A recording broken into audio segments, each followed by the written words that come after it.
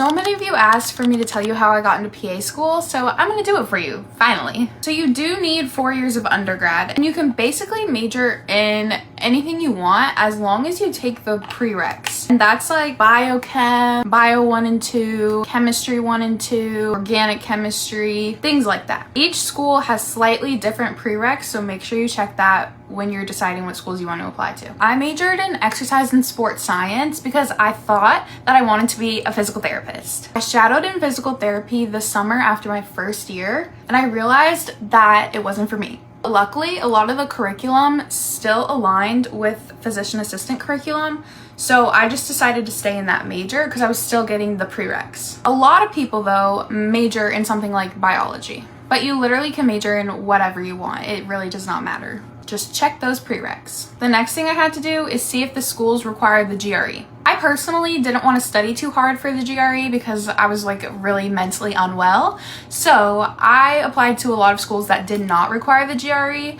And a lot of schools don't. Some schools do. It just depends. I think there's something called like the PA CAT now. I don't know. I didn't have to take it, but I think people are moving towards doing that. I don't know. So far we've covered prerequisites, what to major in, and you do have to have pretty good grades going into PA school because they do look at that. I know I had above a 3.6. I don't know exactly what I had though. During undergrad, you also need to get shadowing hours, clinical hours, and some volunteering hours. Now, how you choose to do this is totally up to you. You should shadow a PA, but I did shadow a physician for some. Just don't have all your hours be just a physician because you're applying to PA school.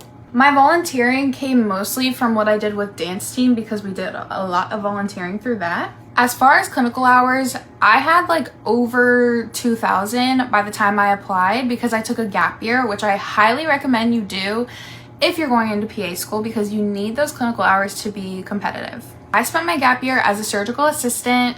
You could be a medical assistant, and some people scribe, but don't take that gap year to sit there and do nothing. Like, they want to see that you're still continuing your education. I also had to take some summer classes, so I think I started applying fall of 2022. Yeah, because I graduated in May of 2022, took summer classes, and then started applying. Then I didn't hear back until February of 2023.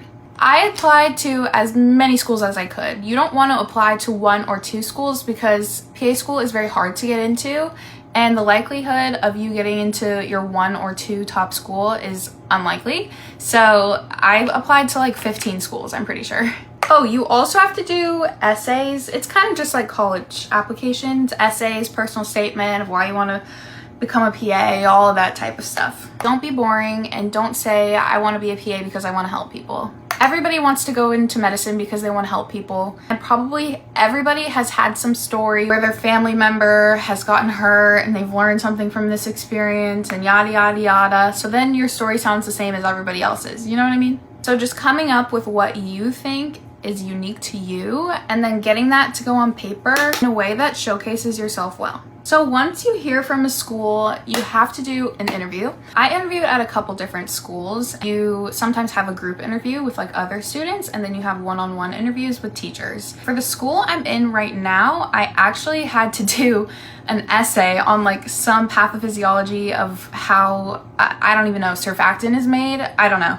Basically, they just wanted to see like if I could struggle my way through that before I even like knew what it was.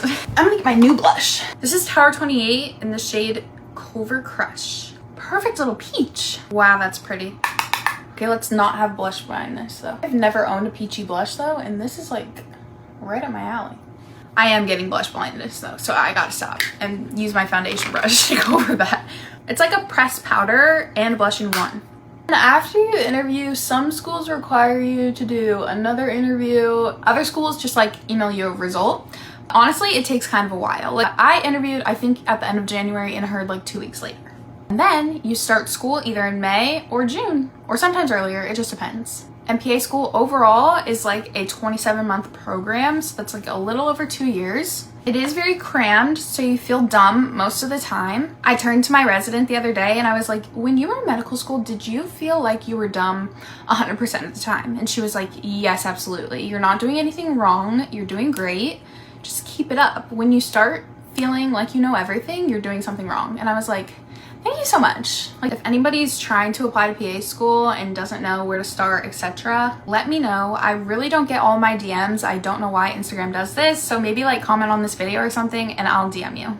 Real requests only. This is also new. Dibs Love Beam setting spray. Kind of smells amazing. But yeah, I'm almost done. I have graduation ceremony in May, and then I have to go back to school for a couple more rotations, like emergency medicine and family medicine. And then I'll officially graduate in August, and then I'll take the boards. I'll be a practicing PA soon. Isn't that kind of weird? Okay, I love you guys so much. If you have any other questions, please don't hesitate to ask. Off to school I go. Bye. Mwah.